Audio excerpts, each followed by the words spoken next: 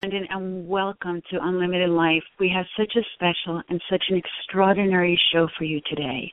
Today we are talking with Paul Lazarus, and when I created the show, it was my deepest desire to bring to you the very pinnacle in experts, the people around the world really making a difference and allowing you to have those keys and the tools and the techniques to live and to lead an unlimited life, and what that would look like to actually have the kind of life that we've always dreamt of and always knew that we could live. And yesterday I had the opportunity to be at an event that was so life-changing for me. It was so altering for me. It offered so many possibilities for humanity and our lives and the world around us that I went ahead and I immediately wanted to change today's show to be able to bring you this information and to be able to offer it to you. And so you have a window and a doorway into what's possible and what you can do to make a difference in today's society. Today we're talking with Paul Lazarus, who is the director of this amazing, incredible film called Slingshot. He is a director, a producer, a writer of television, of film, of theatrical projects. I mean, on, and we will talk about his vast history and background.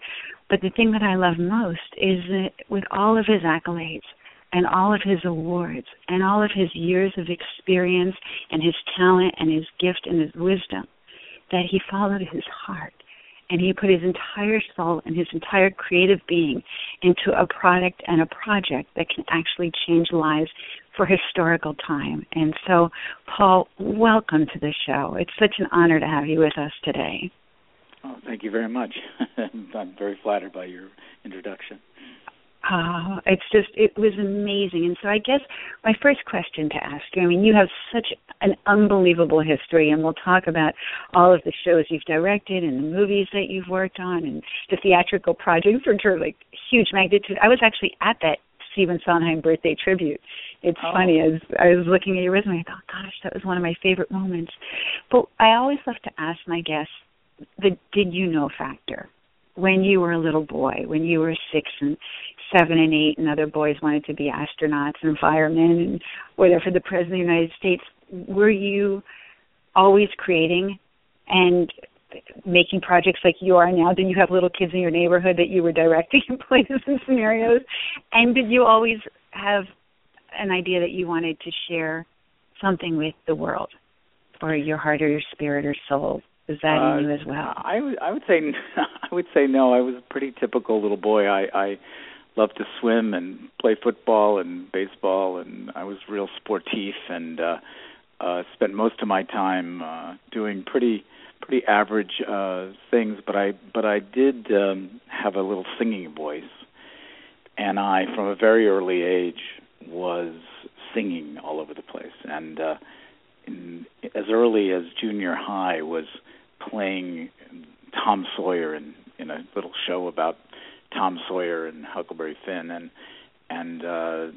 same thing in high school. And so I guess I was always singing, and singing was my way into storytelling. And somewhere around college, I became very disenchanted with standing up in front of people singing. I loved to sing, but I wasn't really keen on the performance aspect of that. And once you fall out of love with applause and being in front of people, you really can't be a performer. So people started saying, well, you really have a directorial eye or bent, and somehow wandered into that. And I was very, very lucky. While I was in college, I encountered a gentleman named Martin Best and his wife, Sue Best, who took me over to England and got me an appointment with the Royal Shakespeare Company in England. And they somehow knew even then that I wasn't really a singer, that I might be better off on the other side of the boards. And they kept saying, you're a director and you should spend time in the theater and you should come to England and see more theater and be with the Royal Shakespeare Company. And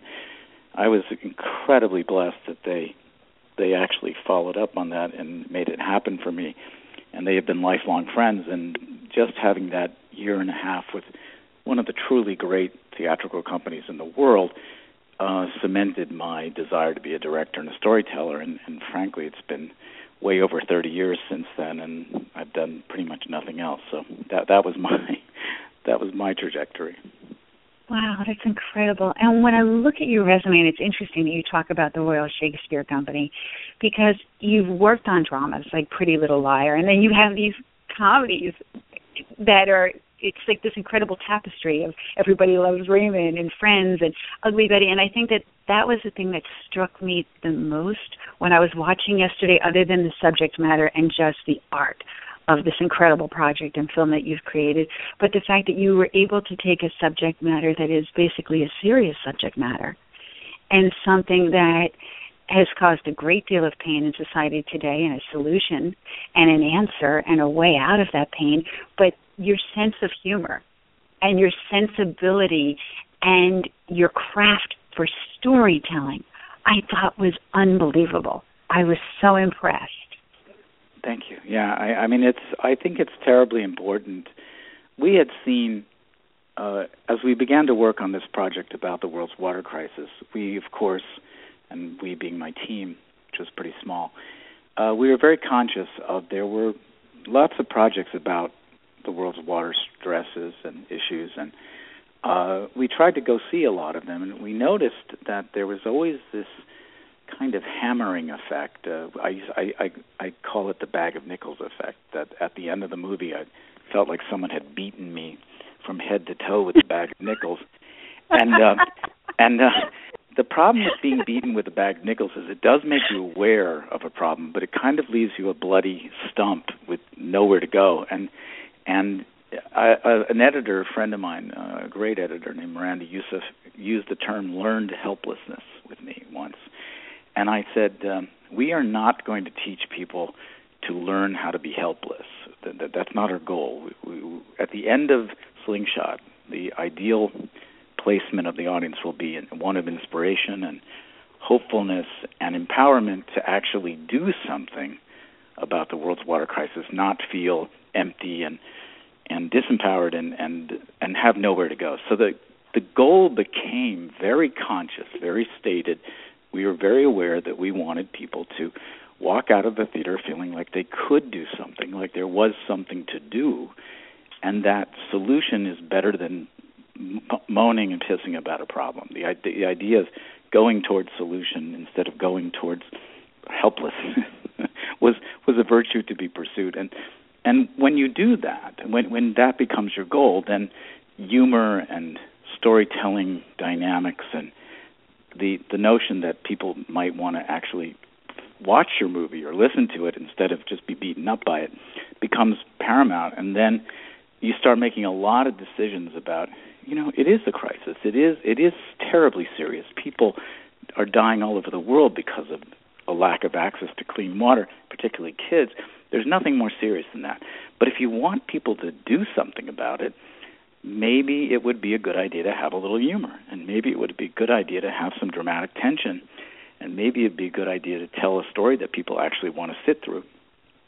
So it really guided me, and I remember there was I think it was Jessica Wu who wrote a line about documentaries that the only things that should be in a documentary should be moments that either are beautiful, entertaining, funny, moving, touching, and we started judging, is this moment funny? Is this moment touching?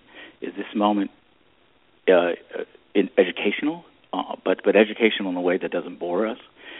And so if the moment in the movie didn't do any of that, it didn't stay in the movie. And that became a kind of rule, like if it's not beautiful, if it's not funny, if it doesn't make us understand something, if it doesn't move us emotionally, what's it doing in the movie? And it's interesting because that's a really tough test, because when you have to be one of those things, you can't be dull, you can't be uninspiring, and by adhering to those rules, by the way, when you adhere to those rules, it becomes really time-consuming, because that means a moment that isn't good enough isn't good enough. So then you have to keep going, and that's why it took us 7 years to make the movie. It's an incredible process, and the movie goes by so quickly. I mean, I couldn't believe it was over. It was like, wow.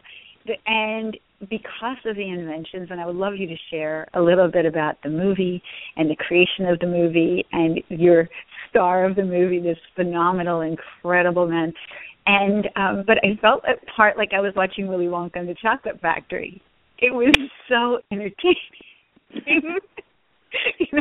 I kept waiting for them to burst into song, and at the same time, it literally cradled my heart. And we've not had an opportunity to have this conversation yet, but you know that I was knighted 2 years ago.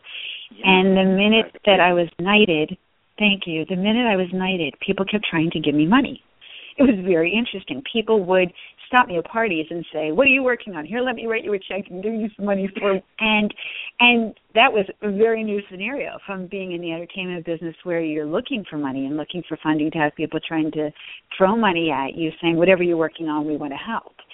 And what I did was I took several weeks, maybe several months actually, of my life, and I would watch videos for hours and hours until 2, 3, 4, 5 o'clock in the morning. I couldn't sleep until I had seen the last video, and that last little drop of me was exhausted at some of the world's crises, to see where my heart was tugged and where I wanted to put my focus.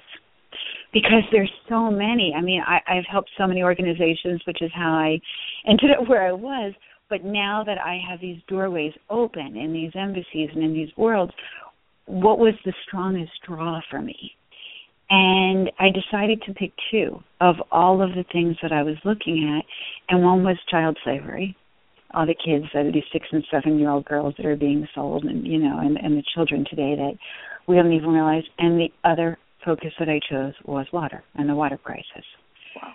So for the past few years, this has actually been something I've been researching and been talking to people worldwide and opening doorways. So to see your movie and the subject and the way that you shared this information just felt like love was being poured into my heart. And so I just wanted to share that with you, and I really will do everything I can to help you in this endeavor. So. Well, thank you, and I'm so pleased to hear you even describe your journey towards water. It sadly, and I think particularly in America where we are, there's just this incredible lack of awareness about what's really going on in the world, because we've had it so good, and so we take it for granted.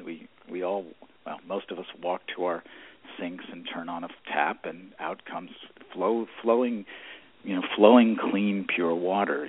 As clean as it can be. And we're so used to that it can't even really dent our mindsets that all over the world people are struggling to get that very simple thing, just a clean glass of water. And I've been lucky because I'll lump myself into that big group of people taking it for granted.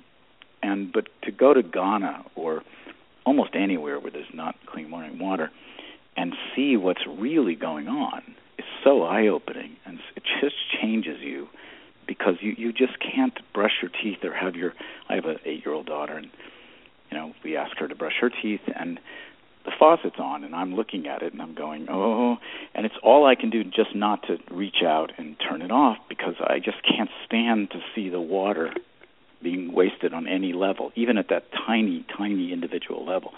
And it's interesting because my little 8-year-old daughter has picked up on my feeling about it, not because I've beaten her up about it, but just because I just can't handle it. And so now she reaches out and closes the water off, shuts the water off, because I think she understands that there's something tied to that bigger than herself. And what saddens me is that we're living in a country where we're still blithely, we're just oblivious to what's going on, I think. It won't take long before the world's water issues descend on us, and it hits us at home. But I'm delighted to hear you say that you have identified that as one of your 2 primary focuses. Because yes, there's so much to choose.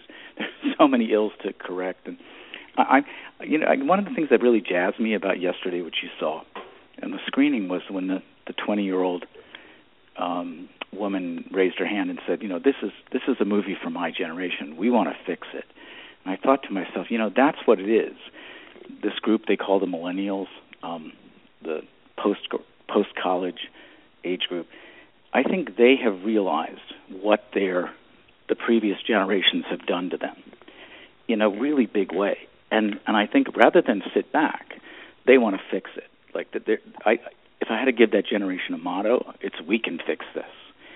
And our generation, unfortunately, we broke it, and we're pretty guilty, or I should say, I'm pretty guilty of having broken it without having the foresight. But this generation coming up seems to be all about we can fix this, and that's that gives me hope.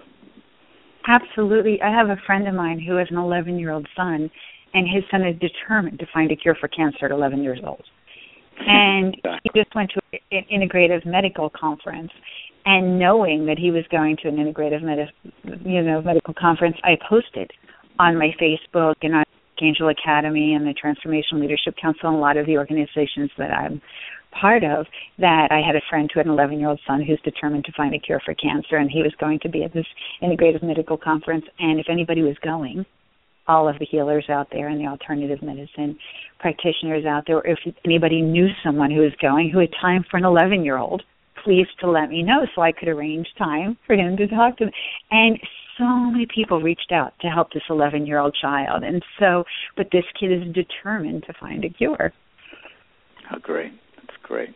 And I loved the little boy yesterday that asked you what he was, like 9 years old? Yeah. Maybe 9 or 10, that was asking you about he wanted to host it in his school.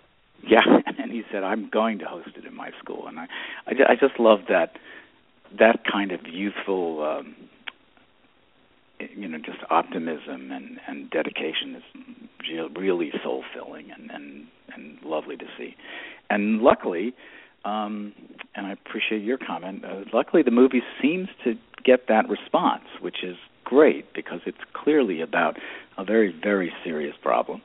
But the response is, let's fix this, not give up. Right.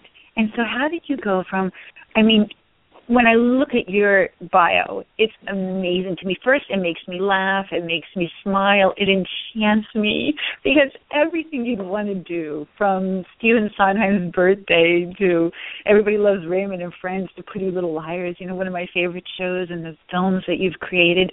And, you have just created this incredible world of entertainment and joy and laughter and heartfelt stories. And what made you step into this world? I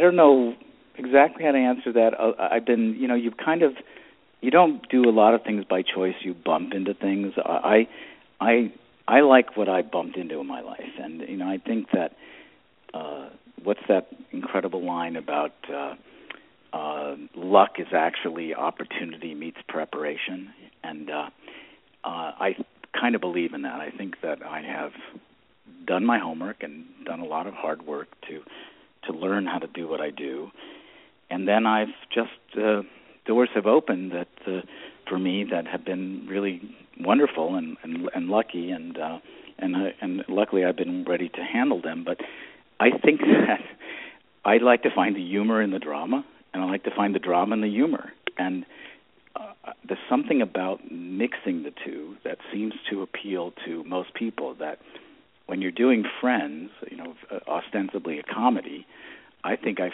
tried to find the underpinnings of the seriousness in it. Everybody Loves Raymond, the same thing. When you're doing Pretty Little Liars, which is very much a dramatic kind of crazy piece, I like to find the humor.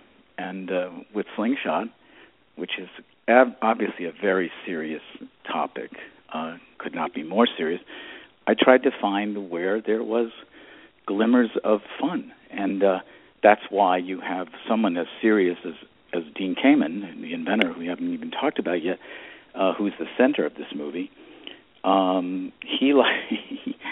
He's on this possibly 15-plus year quest to clean up the world's water supply. Along the way, when they're working hard on their machines, they tell jokes to each other because you've got to. How do you keep going? And one of the things that happened in the course of filming the movie was I asked him to describe an early machine, a machine from 2006. And here was this incredible genius, eccentric inventor lifting off the cover of his 2006 prototype to a device that cleans the world's water. You can basically take any form of terribly contaminated water and turn it into clean, safe, potable water. he lifts off the cover, and he's there with his fellow engineer, Jim Scott. And I say, I don't really need the audio. Could you guys just talk about it and point at various things? Because it'll be a picture that we'll use to illustrate this early version of the machine. And they start talking. And he says, so you don't need the audio. This is Dean Kamen. So you don't need the audio. And I said, no, we don't need the audio. Just talk about whatever you want. He lifts off the case, and they start doing this Abbott and Costello routine about, this part is made entirely of expensium. And, where's the unobtainium in this piece? And Dean says, and this part is made entirely of unobtainium. And here's where the unreliabilium is, and this is exactly where I can't make two of them. They do this, literally, it's a routine. It's like, it's not far from Abbott and Costello. And this is inventor Dean Kamen and his associate Jim Scott. And I listen to this and I go, oh, my God, that's going in the movie. And I just said to him, we don't need the audio. But they turned this absolutely mundane moment into this hysterical comedy routine that any engineer in the world would understand. Because when you're spending 15 years of your life reiterating the design of a machine, you start to make jokes like, well, this is expensium and this is unobtainium, because that's the kinds of battles that you really fight. It's too expensive, it's difficult to find, it's unreliable, it's going to break down, and you can't recreate it, and I can't make two of them. But the engineer and the comedian in Dean turns it into expensium, unobtainium, unreliability, and I can make two of them.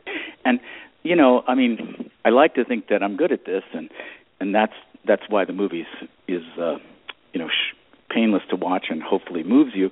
But it's partially engendering these moments and knowing to use them, because they convey a very serious, difficult process through humor. Wow. Well, I absolutely loved it. And before we talk about Dean, I would love to talk about the opening and closing line in the movie. Yeah, well, the line is Dean Kamen, who has a very peculiar and distinctive way of speaking, uses phrases like, this ought to hurt your brain. And when he says this ought to hurt your brain, what he's really saying is you should really pay attention to this because it's incredibly important. So he says, this ought to hurt your brain. We could get rid of 50% of the world's illness by just giving people clean water. And when he said that, I said, my God, it could not be clearer. Half of the world's illness, in the West we go Alzheimer's and cancer and heart disease and appendicitis and all the things that people die of, and they're very serious in the West. That adds up to 50%. The entire rest of the planet are dealing with waterborne pathogens and diseases that derive from contaminated water. It's a staggering fact. 50% of the world's illness is directly related to bad water. So if you clean water, you can get rid of 50% of the world's illness. And that's so, when you think about that and the incredible profundity of that simple statement and what clean water means, and by the way, that when I say clean water and when I say 50%, I'm talking about cholera and dysentery and all the things that come out of drinking and experiencing bad water, and Barili ulcer and all the awful cryptosporidea and all these things I don't even know how to pronounce. All bad water. So I just felt that line was so important that it was worth starting and ending the movie. Oh, I just thought it was an amazing number. And it's something I wanted to hear again because I wanted to get it in my brain. And so the fact that you're able to share that again and close with that, you leave with that in your mind, in your consciousness, in your spirit, in your soul, in your heart. And then you want to walk out and you want to tell everybody that you come across. There's a possibility. There's a way to be able to help, to be able to heal. And this is all we need to do. And it's possible. And so I was just absolutely blown away by that and love that. And then as you talk about the sense of humor, and Dean's sense of humor and his ingenious, it's interesting because without even knowing it was Dean, through the years and years, I have blogged about his products and his materials and the wheelchairs, because I've worked with so many people on the Special Olympics and Parkinson's and polio, and a lot of his creations and inventions I've actually posted and passed on for years, not even knowing they were his. And when I watched the movie, I was like, wow. It's staggering how many things he's done in his life. You know, I mean, he makes all of us sort of, or it makes me feel like, well, what did I do today? Or what did I do this year? Because he's getting so much done so quickly and so dedicatedly. He's a force of nature, Dean. I mean, there's not many people like him. He just relentlessly pursues things that give people a better shot. You know, whether it's I bought wheelchairs that can climb stairs, or prosthetic arms for veterans who come back missing a limb, or insulin pumps for people with diabetes, or kidney dialysis technology that makes you be able to do it at home instead of in a clinic, and the 400 plus patents that the man has, and all of them, or most of them, I should say, a great many of them, for things that make people's lives a little better. And it's a pretty remarkable man, and that's why I felt he could be the subject of a movie, and he could. A lot of people kept criticizing me for, like, why don't you have anybody else's voice in the movie? And I kept thinking, but who else would you want to listen to if you have a chance to spend 90 minutes with Dean Kamen? I never doubted that he was worth 90 minutes of your time, you know. And people would always say to me, well, you can't do a movie with just one voice. And I thought, well, why not? And wasn't that the movie that they called An Inconvenient Truth? Wasn't Al Gore the only voice in that? That movie did terribly, and did no good in the world. You know, so I thought, why do people keep saying to me that it can't just be Dean Kamen? I don't know anybody more interesting. So I kind of stuck with it, and now people don't say that to me, but for years and years and years making this movie, all I heard was, well, you clearly got to have other people in the movie. I thought, no, I don't think so. Oh, it's so perfect. Now, did you find Dean? Did you approach him and say, I want to make a movie on you and your life? Or did you happen to meet him and say, gosh, this would be a wonderful story? What came first? I'm lucky, again, that I have a very lengthy relationship with Dean that pre-existed and was before this movie. He had asked me, I met him in the early 80s, through my father, actually, and he had asked me to continually make little videos for him about his First Robotics, which is his organization that gets kids excited about science and technology through a robotics competition. I probably made, a dozen or so short movies about that, and he asked me to make little movies about his Segway device, which was then called Ginger in the late 90s, early 2000s, and we just made all of these projects, and then what happened was in about 2006, he told me about his work with water, and I just thought it was the biggest thing that he was ever touching, and it dwarfed a lot of the populations he was reaching with his medical devices, and by a comparison of billions to millions. And I said, this sounds like a story that's worth telling in movie form.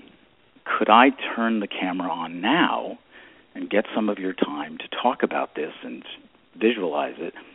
Because I want the world to understand what it's like to go from an idea in your head to reality, because it always seems so easy. We look at the iPhone now, and we don't even remember that huge brick that we used to carry in the 80s. Nobody remembers how cell phones started when you have the iPhone in your hand. But the cell phone didn't start out as an iPhone. The cell phone started out as this really ridiculous, huge. It's done as a joke in movies now that people hold them, but that was what the cell phone started out. Well, guess what? The Slingshot is the brick, not the iPhone. It's in a place where I would compare it with the beginning of the cell phone story. So just think about how far it can go from what you saw in the movie yesterday, it's breathtaking. You know, there'll be solar-powered slingshots, and there'll be biomass-operated slingshots, and it will get smaller and more efficient and do even more good if it gets supported and, disseminated throughout the world. It will become an amazing, amazing story. I feel like we're at the beginning of it, not the end. So I remember when we still had, yes, go ahead. No, so to answer your question, I just asked him, I knew him, and I asked him, and I said, can we, and luckily he said yes, but I don't think either one of us had any idea how long it would take to make the movie. Wow. Yeah, I just remember watching the movie, and his attitude towards you was such ease and such graciousness and such desire to be a co-creator in this process and getting this information out. And that, to me, was just so delightful to see. It was that's the way I felt in making it. And he's a very interesting man in every respect. I mean, he's just so driven and so passionate, and so his mind is so brilliant. And what I've always admired about him is that he looks at things, the same things we all do, but what he sees he sees it so differently. He sees people struggling with kidney dialysis and having to go to clinics and using these antiquated, unsafe, unsanitary machines, and he thinks, this technology is not really addressing the problem. The problem is this person doesn't have a working kidney. How do I fix that, and how do I make it be something that's sustainable? Wouldn't it be better if instead of having to go to a clinic, they could just plug in to a little machine next to their bed and do it while they're sleeping? And wouldn't it be better if it was sanitary? And wouldn't it be better? and then does all of that. And so he's asking, because I believe when he was first approached about dialysis, he was approached by the company that was leading the world in the technology called Baxter. And they basically said, can you help make our machine better? And what Dean does is he looked at their machine. This is all in the movie. He looked at their machine and decided, this really isn't the right machine. So I could fix their machine, but that's not interesting. Why don't I just redo the entire technology? And does. And it's as he says, and I'm quoting, it's a different approach to the problem. Well, the Slingshot is a different approach to the water problem. And I think if it could get out there in a very large way, it could absolutely alter the way people think of how to clean water. I think we mostly think about how to clean water in very large terms, big municipal plants. Pump the water that's dirty to this big plant. It cleans the water, and then through a system of pipes, it gets spread out to all the people who need it. Well, that's lovely if you're in Los Angeles. It doesn't work so well in Accra, Ghana. And that's the capital of Ghana. They're not going to do it. They're not going to ship the water out to Adieso and Pakro, Ghana, which are only 90 minutes away, not that far. They're not going to build the pipe systems that don't exist. They're not going to create the infrastructure that doesn't exist. So how do you help these people who are in remote villages all over the world who have no access to clean water? And that's what Dean came up with. He came up with a way to bring a point of use, bottoms-up solution right to where it's needed. That's pretty breathtaking to me. It's amazing. It is. It's absolutely astounding. And so for those that are listening from around the world right now, and we have people listening in from South Africa and from Malta and from Honduras, it's amazing the listenership that we have on this show. And I'm so grateful for all of you that are here and desiring and wanting to create and live and lead an unlimited life and a different life for the planet and for the world. And so for those that have not had the opportunity yet to see the film, can you share a little bit about what the actual problem is, the water problem, and then what the idea that Dean has come up with to be able to shift that? Yeah, there's several different ways to describe the water problem, but I'll just take as an example one village in Ghana, because that's so. You have, let's say, a village of 2,000 people, which is the town of, it's actually a township, of Adiso, Ghana. And they have a river, it's the Densu River, and it runs through the town. But that river, and they have virtually no other source of water. They have a little bit of municipal water, but it's completely unreliable. When it was described to me, they would show me the tap, and I would say, and they would turn the tap on. It wasn't working, and I would say, why isn't it working? And the family would say, well, maybe once a week it works. We don't even know when. We just try it every day, and if it works, it works. And we're not 100% sure that the water coming out of that tap is entirely clean. But that's our municipal water. Otherwise, we have to go to the river Densu, scoop up a bucket of water, walk back the maybe mile to our house, and deal with what that water is. Now, we don't know what's in the water. We don't have any way of testing it. So we let the biomass drop down to the bottom overnight. Then we get rid of that sediment, and then we boil the water, hoping that we kill everything else. And maybe if we're lucky, we even have chlorine to put in the water to kill whatever else might be in it. And then we use that water for everything. We use that water for drinking, cooking, washing, and we hope that we've killed everything bad in it. That's a typical condition for a lot of people, and that's good. That's having it good. That means there is water to get. Imagine the other people can't even get that water from the River Densu, and there's lots of places in the world, India and Asia spring to mind immediately, where they can't even find the water, let alone bad water.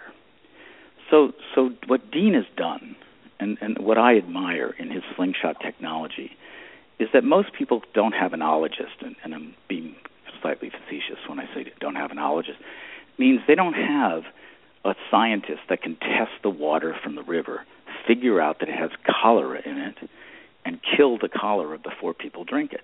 That person doesn't exist. The other person doesn't exist is that after the family cleans the water, they don't have anybody to test to see if they've gotten rid of everything. So they don't have either one of those things. We in America, in the West, chances are somebody is testing the water before it goes into that municipal plant, and somebody for sure is testing the water after it goes through all the processes to clean it. In fact, it won't go to our tap unless it achieves this scientific standard that we are aware of.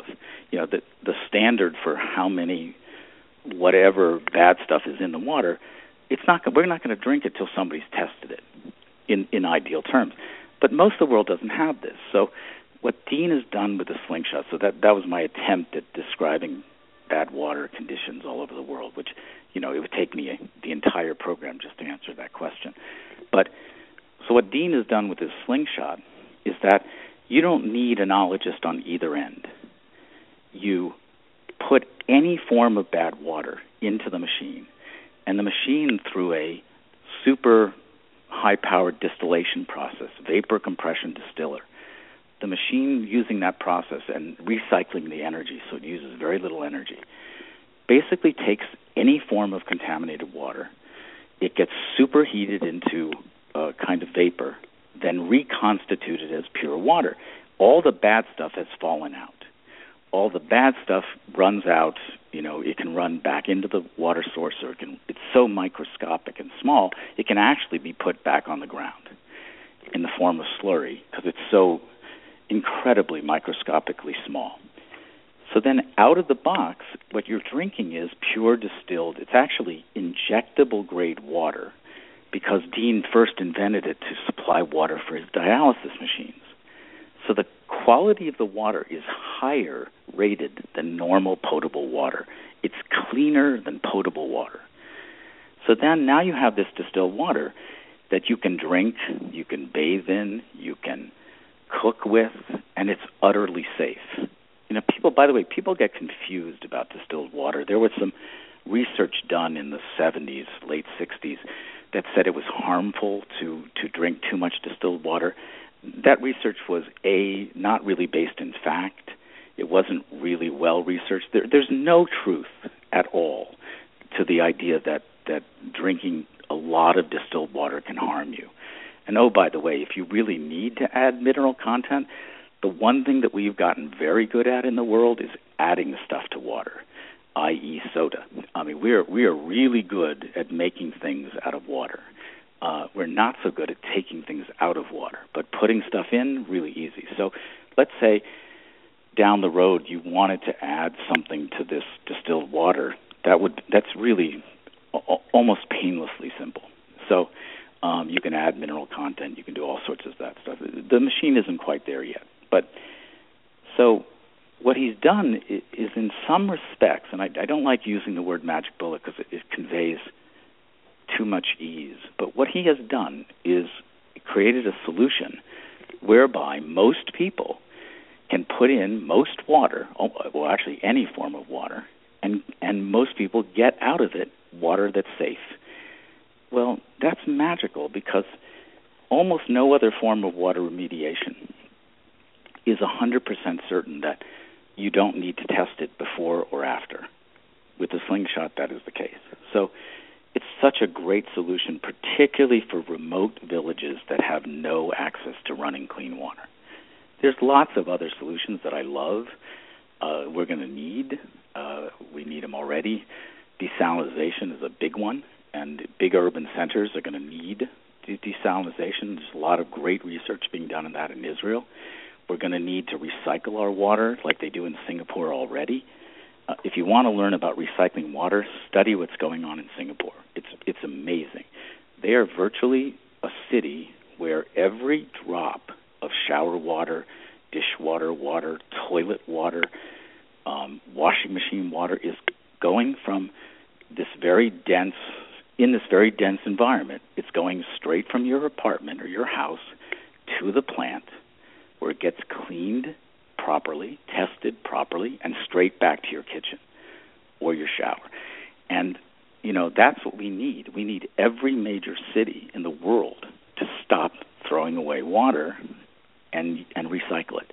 Because you can, why do we have to have potable water in our toilets? Somebody should explain that to me.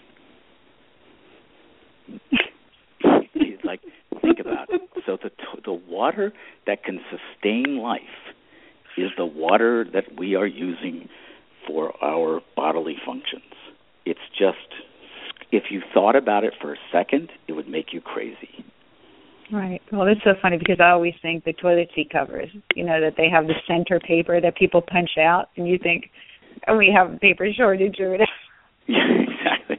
Well, we have so many weird concepts, and I remember, maybe you remember, do you remember when there was this, I'm trying to remember when it was, it's less than 10 years ago, there was this hue and cry from the San Diego area about the notion of toilet to tap. The bill became known as the toilet to tap bill, and the concept was we're going to take toilet water and we're going to clean it up and through a proper plant, and bring it back to your kitchen where you could drink it. And there was such controversy about that. And to me, it's certainly ironic and it's almost laughable. We are so headed in that direction, it's not funny. And it won't be a choice anymore. It'll be a necessity. Or we'll pay $25 a gallon for water, and I'm really making that number up, but you know what I mean. Because in order to have enough water to all the things that we need, particularly with the amount of water that we use, the idea of just recycling in urban centers is such a good one, and Singapore is such a great model.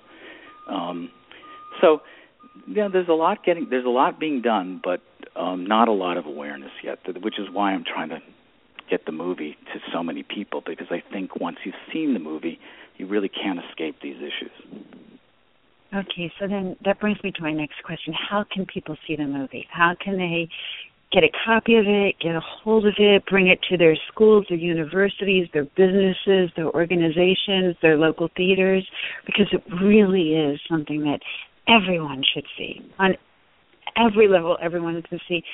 And there's something that everyone can do. You know, like you're saying, if it's that you shut the water when you brush your teeth, if it's that you send out an email, if it's the fact that you know an organization, just like this little boy last night, I will have a screening in my school. Right. And or this 20-year-old who said, you know, young people today, we want to watch documentaries, we want to make a difference, we want to learn, and can we get this on Netflix, and can we? So what is the very best way for people to see the film and to get involved? Well, thank you.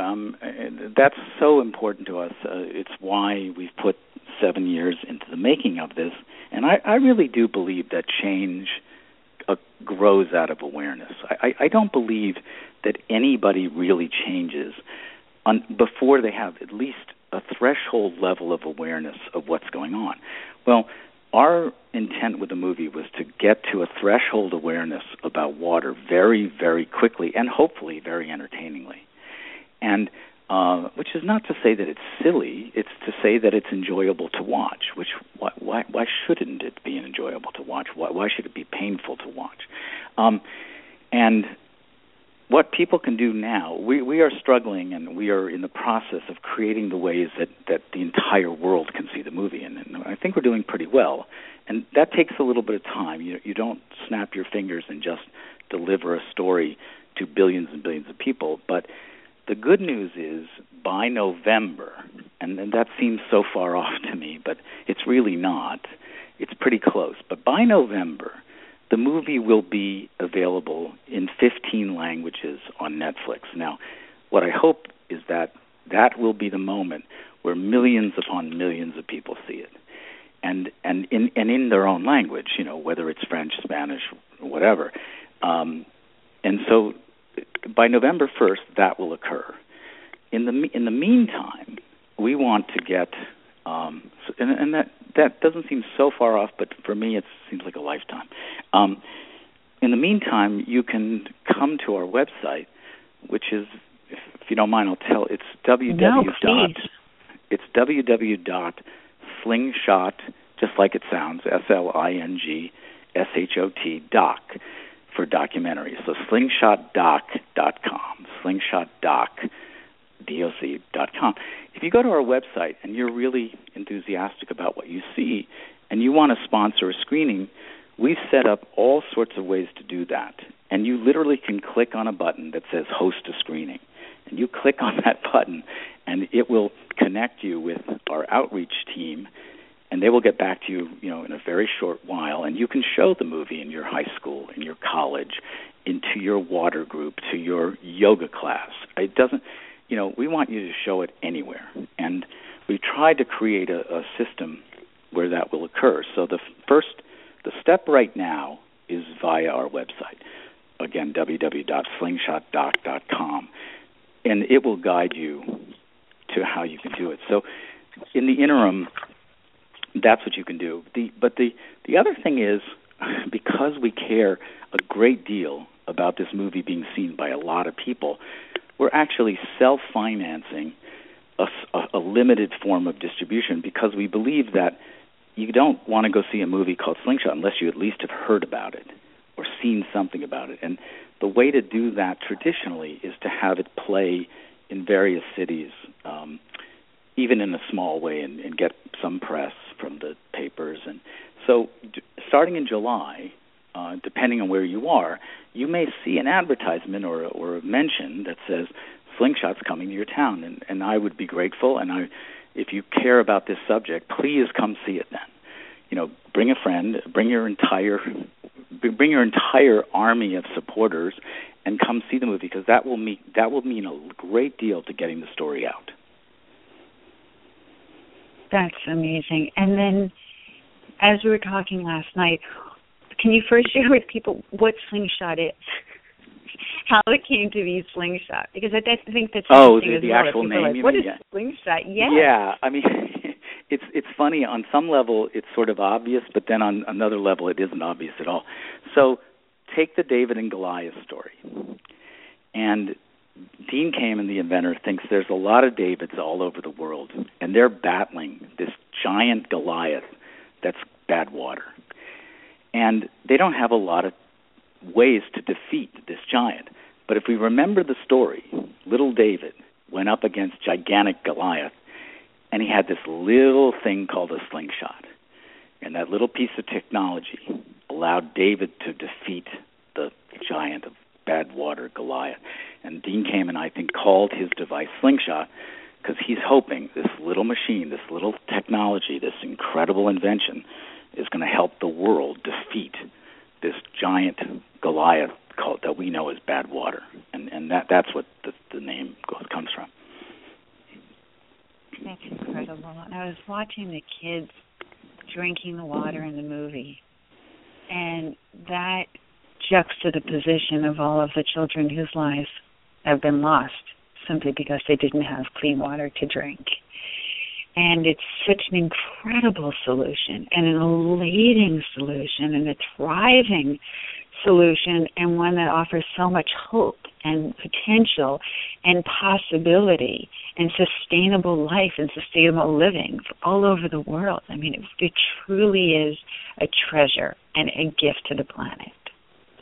Yeah, I think so. And it's that notion, and what you just said, is really kept me going and my team going through some very challenging times in the making of this project.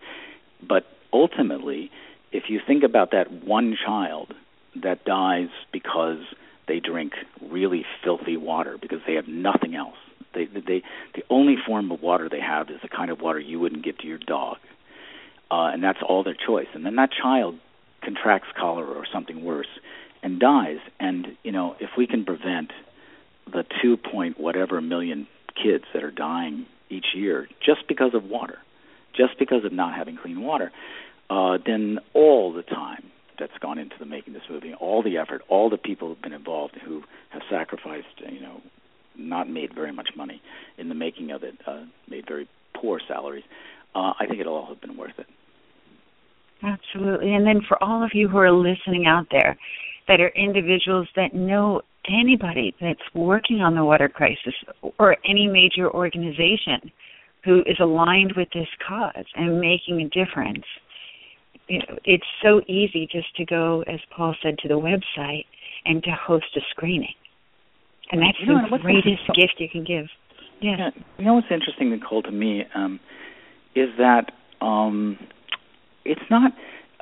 This has given me a broader perspective on a crisis because the movie is terrific, and I couldn't be more proud of it, and I want everybody to see it. But what I'm really excited about, fundamentally, is that, and this is a change that's happened in me, is that it's just so important that we all be aware of the problem that I don't even care if my movie is the vehicle. If all my movie does, even just this radio program, is make you a little more aware of the world's water challenges, and you do anything to improve your awareness or get involved in any way, I will be incredibly happy, because ultimately it's such a vast and challenging problem that we're going to need the Slingshot solutions and the desalinization solutions and the water straw, the Lifesaver water straw, and the chlorine packets that are made that are called Pure, and the endless other solutions. We need them all. So if my movie can be a fulcrum for just the notion of the idea that we can fix this, I'm really happy. Just absolutely brilliant, beautiful. And you work, and it's funny, when I was thinking about Stephen Sondheim's birthday, and I was thinking about all of, like when you said, as a little boy I sang, I had a little voice. And when you were a little boy, you had a little voice, and now you have a huge voice, because you have a voice for the planet, and you have a voice for the world. And you've been able to take some of the top music in the world and musicians and vocal talents and that vibration of light and love, and that we're all community and we're all one, and every step that you take is your little voice getting stronger and stronger and stronger and sharing with the world, and you are such a gift, Paul. I mean, you truly are. What an astounding man, and I'm so glad our paths have crossed, and I truly want to help you in any way I can be able to get this out there and on your journey, because it's a brave, bold journey, and you really have opened the doors for life and light like we've never known it before, and I'm so grateful for you for that. Oh, thank you so much. That's such a no one has ever tied my singing voice to my voice as a storyteller, and that is such a beautiful image. I take that away more than anything else of this call. I really appreciate that. It's singing is a really joyful act, and one that almost can't harm anybody, unless I guess if you're really bad pitch. But the idea that there's a voice in this movie that really pleases me, and the voice is saying, "Wake up, we can fix it. But wake up first, and then we can fix it. And together we can fix it." And there's a lot of voices out there that keep saying it's so bad we can't fix it. Well, if that's the case, then I guess we all have to give up, because if we can't fix it, what's left? I don't believe that. I believe that human beings are incredibly ingenious, and then you take Dean Kamen, who's in a world-class innovator. This is a guy who everything he touches is innovation. Well, thank God we have people like him leading the charge, because you get behind some ideas like Dean Kamen has, you can suddenly give people who can't walk anymore dignity, because they can look you in the eye because they're on a wheelchair that he invented, and you can give people back limbs that they lost doing some horrible fighting for some horrible reason in another country, and maybe you can give people clean water. Just beautiful. Well, slingshotdoc.com to get involved, to host a screening. And as we wrap up the show, I always love to ask people, since the show is Unlimited Life, what does leading an unlimited life mean to you?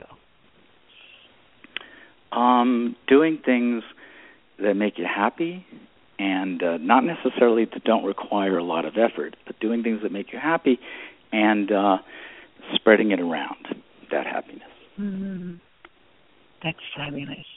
And for all of you who are out there, if you would like to get a copy of today's show, if you've been diligently writing down notes and everything that Paul has been sharing and saying, and his wisdom, his knowledge, his heart, his spirit, his soul, his slingshot, his film history, and his voice on the planet and the world, it's easy. Just pick up your phone and send a text message to 55678. That's just 55678.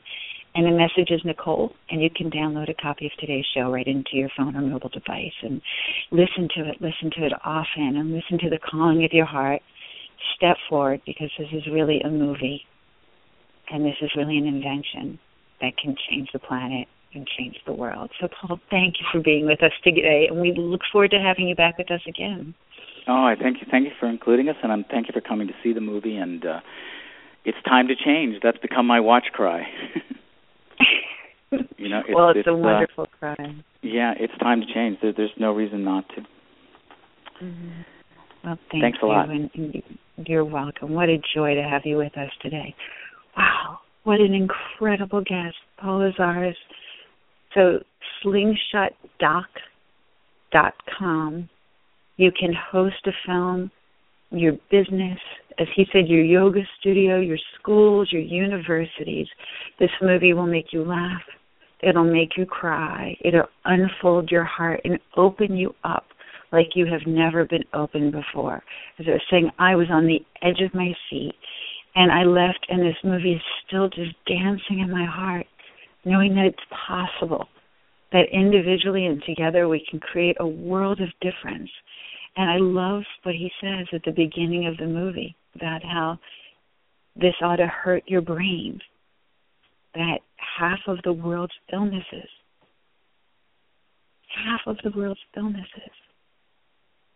can go away just by giving them clean water. We can get rid of half of the world's illnesses by giving them clean water. And so that is absolutely something to think about.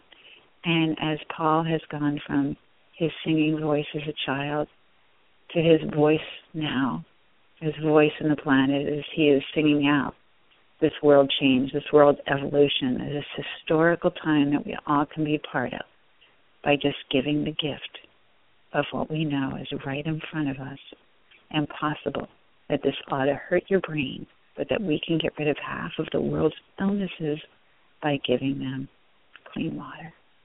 So from myself, Nicole Brandon, from Paul Lazarus, we are wishing you a wonderful and unlimited, unbridled life, the kind of life you always know you could dream of, desire, and deserve, and that truly dreams can come true here on this planet today with your help.